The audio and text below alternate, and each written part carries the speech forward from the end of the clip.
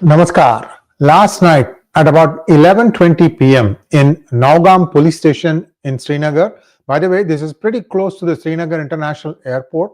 A team of FSL, Forensic Science Lab, and Joint Police Task Force had gone there to handle and extract some samples of ammonium nitrate that was kept there. Well, what happened was an explosion happened. The police station caught fire and 7 people are dead, 27 injured, some still critical. Now, people are at the initial stage saying it's an unfortunate accident, that this is not an act of terror. I'm going to present with you the data around ammonium nitrate because many of us are not familiar with what ammonium nitrate is and what happens to it. After all, it is an essential ingredient in fertilizers. If it is so inflammable, then you should be, going off here, there, everywhere, in every field. So this is something that we need to understand in some detail. I have an infographic that walks you step by step on what happened and what I think it has really happened. This is again something that we are connecting the dots. I'm not saying that I'm going to be 100% right, but I would like some of these angles to be probed. And a small request to all of you to like this video and also to subscribe to our channel if you have not already done so. Here we go. So, the Nowgam Police Station incident and ammonium nitrate hazard. Like I said, at 11:20 p.m., it was in Nowgam Police Station in Srinagar. The accidental explosion, they had seized close to 360 kilograms of suspected ammonium nitrate and IED components linked to a terror module. At least 8 personnel were injured. This is initially, but now we have 7 deaths and 27 critical. And now let's take a look at what is ammonium nitrate. Can it explode by itself? No, it cannot explode by itself. Pure ammonium nitrate, AN, is classified as an oxidizing substance, meaning it is something that needs external energy and it has to be confined in a very small tight space like a metallic container or something, or it needs to have some contamination to transition from a non-explosive thermal decomposition into a massive detonation. So there are 2 parts that I can think of. I've done this research. I'm going to present to you all the references. Please feel free to go through them to get additional in-depth details on this. First of all, the shock initiation, you use an external booster charge. An existing explosive like the TNT or dynamite or a smaller detonator goes off in contact with the ammonium nitrate mass. The shock wave is powerful enough to instantly trigger the ammonium nitrate's explosive decomposition. That is, first one is you have an external booster.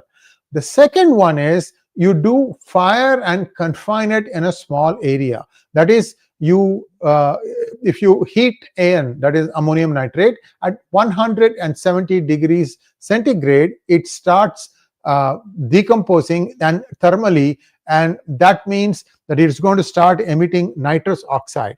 But if the AN is contained in a storage facility or in a sealed drum, the released gases cannot escape. So what happens is the pressure and the temperature rapidly escalate, leading to the highly destructive deflagration to detonation transition, DDT. So these are the 2 ways in which this could have happened. Then the catalyst can lower the detonation threshold. For example, the 170 degrees centigrade that I said.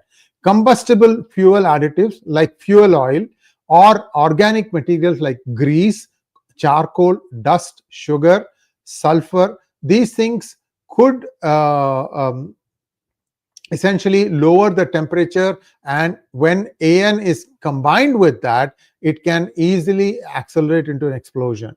And this is the combustible fuel additives. There are also inorganic catalysts and impurities, that is, traces of chlorine, stainless steel corrosion products like chromium, nickel, and acidity, low pH factor. These substances chemically destabilize the AN structure, lowering the temperature required for a exothermic, that means heat generating reaction. Now, I'm going to give you all the citations. We did a lot of stuff looking at all these things. So there are 8 different citations, and there are more sub citations also. Let me tell you what I think is happening. What I think happened is that the one second. Something went wrong here. Let me just check something. There you go. What I think happened, I think this needs a little bit more exploration. So this 200 plus kilograms, or 366, let me see, what was the number? 366, I think. It was 360 kilograms of suspected ammonium nitrate and IED components. Something must have happened when they were examining to detonate it. But then we just said that ammonium nitrate needs to be either heated up, or it needs to have something mixed with it that can easily bring down the temperature at which the thing starts catching fire. Now, just think about this scenario. So we don't know when this thing arrived at the police station. Is it possible that someone there already had something like a detonation substance? This also means that from the time the material arrived in the police station to the time the forensic team came to inspect and look at all the stuff, was there a gap? Who was there? Who was handling it? Now, in the United States, every police station, there is an area where the evidence, it's called evidence room. The evidence is all kept under lock and key. There's an officer sitting right outside, because that's how you make sure that nobody, including people in the police department, tamper with evidence. Is there an was there, or is there, I should say, is there an evidence room in Nowgam Police Station? Or was it just like, oh, they got this thing, let us temporarily keep it here, and we'll wait for the FSL specialist to come in? Was there something there? I mean, these are all things that perhaps people won't say, but I'm sure this is going to start leaking out in the next few days. So Aditya Raj Kaul's statement from the quoting the Jammu and Kashmir police says that this is not an act of terror, that it was an unfortunate incident. I don't know. I leave it to you to tell me that ammonium nitrate is so inflammable that somebody accidentally touched it and set off the thing. I mean, if you look at the videos, the police station was on fire. That means there must have been some kind of a catalyst, some kind of an accelerant, fire accelerant that was there. And that must have happened so quickly that nobody had a chance to even escape. This is my guess, okay? If somebody escaped, I would love to have them explain what played down inside. And they have gone there in the night to look at this. Clearly, there was a reason why they may have done this thing. During daytime, maybe they were not sure if the locals, Gero, they are in enemy territory. I'm making no bones about it. And maybe that was a problem. I don't know. A lot of questions have to be answered. I'm not convinced that this was not an act of terror. If you're handling with explosives and you're just thinking it is ammonium nitrate, but there is no other thing added with it, I don't think people who are experts would take that kind of a step. This seems to have been something beyond something. There is something that is going on more than there's something that is happening that is more than what meets the eye. And I really don't know. I am not there.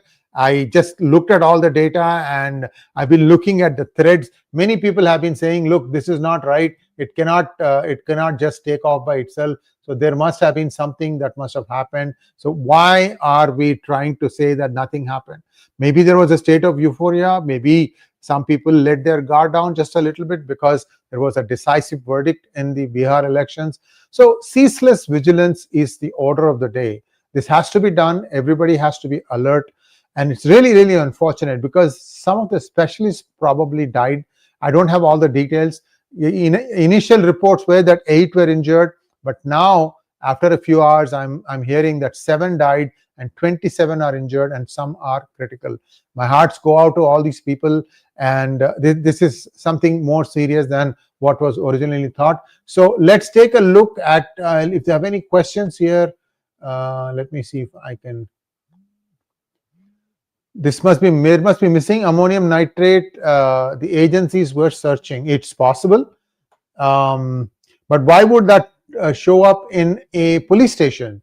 This is, I think, this was brought there and kept there. Maybe they didn't know where else to keep it. That's why I told you about the evidence room. Evidence room is very, very critical, that it not be disturbed and it be kept under lock and key. He says, oh, come on, stuff happens in police department always. Look, I mean, let's not jump the gun here. Let's wait for them to come to some kind of a conclusion or what happened. At least as a responsible journalist, I thought I should ask these questions. Done some research. I'm putting out all the questions. I'm sure the authorities will take cognizance of that and exactly explain what happened. They can reconstruct the whole thing. In fact, if you look at social media, there are a fair amount of video pictures. In fact, also from outside the station, across the road, somebody has taken a video and you can see it just go off. And it's explosion happened. I have a feeling, just like the way what that Umar did by setting the car on fire in on the street, they have something which gives you very little time to react, that it instantly explodes. So something that can really heat up the ammonium nitrate in a very short amount of time. Either that or something mixed inside ammonium nitrate that is super combustible to, you know, to make this thing go hot in a very, very short time. That is why I'm saying catalyst angle. I'm sorry, I'm not a weapons expert. I would love to get somebody who's in that to explain what could be happening. Give us a couple of days and we will get to the bottom of it. That's all I can tell you right now.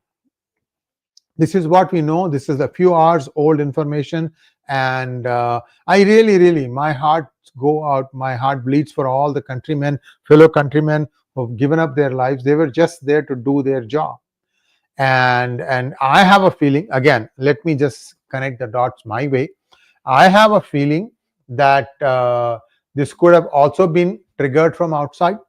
Somebody was waiting for all of them to be inside the police station before setting it off. At 11:20 p.m., you have to find out how many regular police personnel were there and who had left. This is a serious thing. Let's say that there was no, this is not an incident of terror. And what was it? I mean, all that, the dots, I mean, everything has to match. The data on the ground has to match what has happened. Let's hope that the investigative people get to the bottom of it, because this could repeat itself unless you really find out how this has been done. And it's only 3,000 kilograms that has been confiscated. How much more is lying around? 10,000, 20,000 kilos? Ammonium nitrate is a fairly commonly needed compound because of the fact that it's used in agriculture, right? So I really feel terrible that this has happened, and just on the backs of what happened in Delhi. And my bigger fear is this: there is a method to this madness, and that needs to be caught and that needs to be fixed. That's all I have for now. Thanks for watching. Please like, share, and subscribe to our channel. Do share this video with your friends and relatives if they want to understand what exactly is ammonium nitrate and how it can be set off. I'm not giving you the process, but under some conditions this thing happens, and that's what I wanted to share. And thanks to all of you for watching this, and also for sharing this. Namaskar.